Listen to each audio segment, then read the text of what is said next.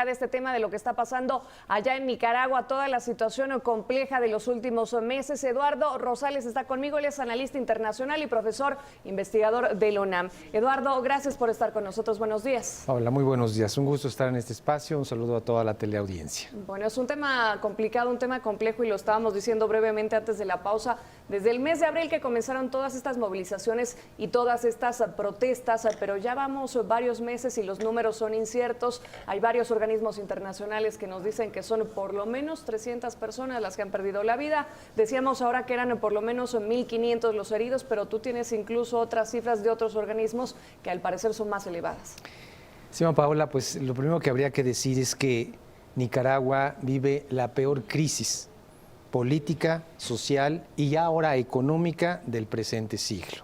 O sea, a partir precisamente de las protestas, el del 18 de abril pasado, se llevan 3 meses, bueno, Nicaragua prácticamente está sumida en el caos.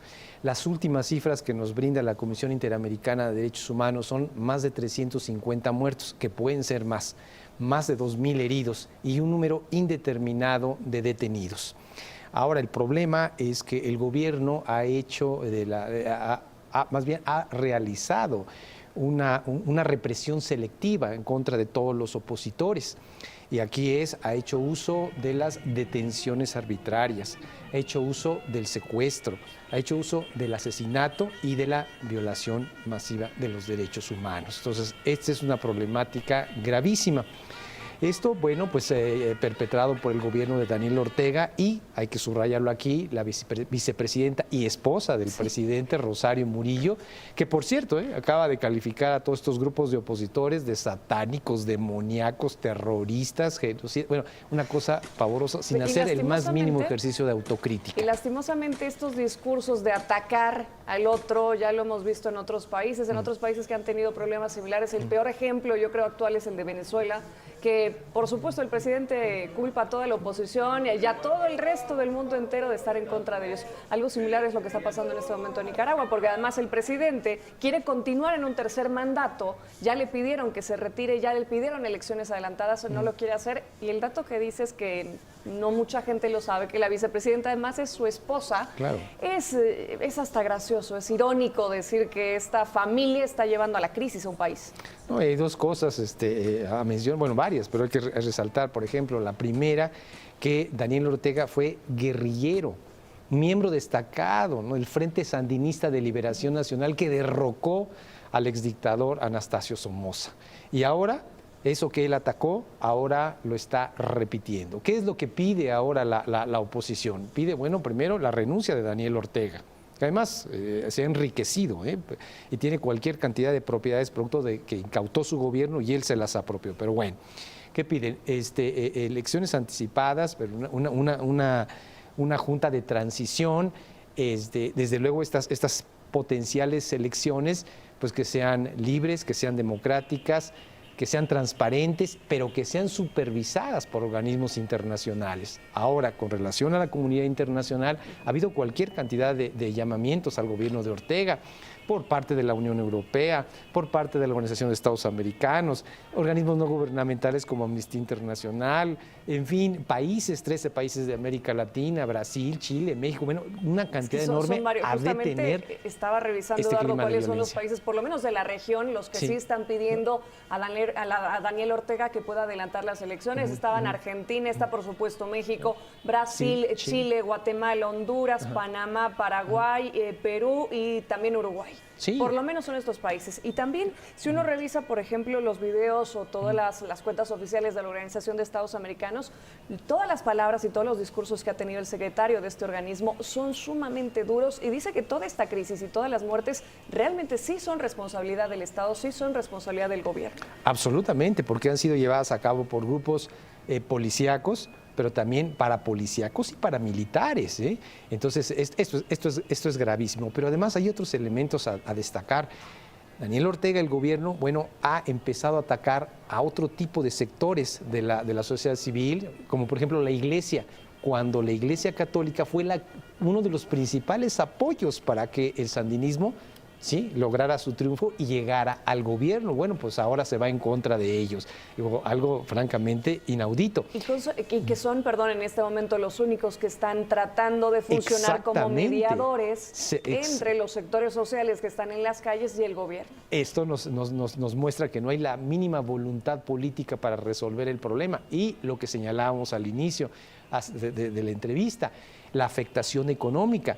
¿Qué ha pasado con el sector turismo? Se desplomó, con el comercio se desplomó, con el sector de la construcción también se desplomó. ¿Cuánto es, por ejemplo, las exportaciones totales de Nicaragua en el lapso de un año son alrededor de 2.500 millones de dólares? Ahorita la afectación que ya tiene la economía nicaragüense en 3 meses de protesta ya es de 2.000 millones de dólares. Entonces, bueno, y además el impacto en el empleo, que sea en un 10% de desempleo, es decir, todo, absolutamente todo se está afectando. De lo político pasó a lo social y ahora a lo económico. Entonces, la situación se agrava para toda la sociedad en su conjunto. Y no fue solamente lo que desató esto, el tema de las pensiones, que si bien fue un elemento importante en el mes de abril, toda esta afectación que podrían haber tenido varias personas, sino que ya vamos 2 gestiones de Daniel Ortega en las cuales la gente ya está bastante poco conforme. Estos cambios que se hicieron para que él pueda continuar en el mandato, como lo hicieron en varios países de Latinoamérica, para que la gente también entienda un poco en su casa cuál es el motivo por el cual están pidiendo que Daniel Ortega se vaya de una vez. Hay que tener en cuenta que la sociedad nicaragüense, contrario a lo que se pudiera pensar, es una sociedad consciente e informada y sabe perfectamente el contexto en el que llegó Daniel Ortega. Bueno, él llegó de las elecciones de 2006 y se sentó en la silla presidencial a partir de 2007, tiene más de una década y bueno, junto con los sectores militares, con los sectores policíacos, pero además con las élites conservadoras económicas, se apropió del poder, prácticamente borró del mapa al poder legislativo, ¿sí?, sometió también al poder judicial, al poder electoral, todo absolutamente, y esto le ha permitido permanecer, reitero, más de una década y desde luego además modificó la Constitución para permitir algo que no era factible, pero lo logró, permitir la reelección indefinida. ¿Sí? Entonces, bueno, esto se ha dado cuenta perfectamente la población nicaragüense y está absolutamente en contra de esta apropiación de un gobierno pues ya dinástico, de un gobierno totalitario, autócrata, ¿sí?, que ha perdido, ya lo perdimos, ¿no? Ya perdió la cordura. Lastimosamente, no se ve ninguna solución pronta, es decir, no se ve que esto pueda solucionarse, sentarse simplemente en una mesa de diálogo y ver si los sectores pueden llegar a un encuentro. Incluso el Consejo Permanente ayer de la Organización de Estados Americanos que trataba este tema y estos 15 puntos que le decían al gobierno de Daniel Ortega que pueda cumplir, es imposible. No hay ninguno de estos puntos en los cuales Daniel Ortega se haya manifestado o haya dicho que sí pueda cumplirlos. No, y además algo que suena verdaderamente inverosímil es que aquellos valores por los que luchaba el Frente Sandinista, que él mismo enarboló de democracia, de libertad de expresión, de defensa de los derechos humanos, de soberanía del país,